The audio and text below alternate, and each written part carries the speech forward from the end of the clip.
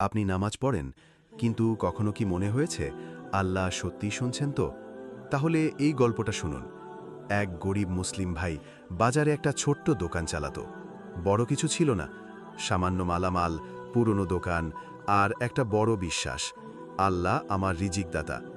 প্রতিদিন সকালে দোকান খোলার আগে তিনি 2 রাকাত নামাজ পড়তেন। নামাজ শেষে তিনি হাত তুলে দোয়া করতেন, হে আল্লাহ, রিজিক তো আপনার হাতে, আমি শুধু চেষ্টা করি, আপনি বরকত দিন। একদিন হঠাৎ বাজারে বিশাল আগুন লাগে।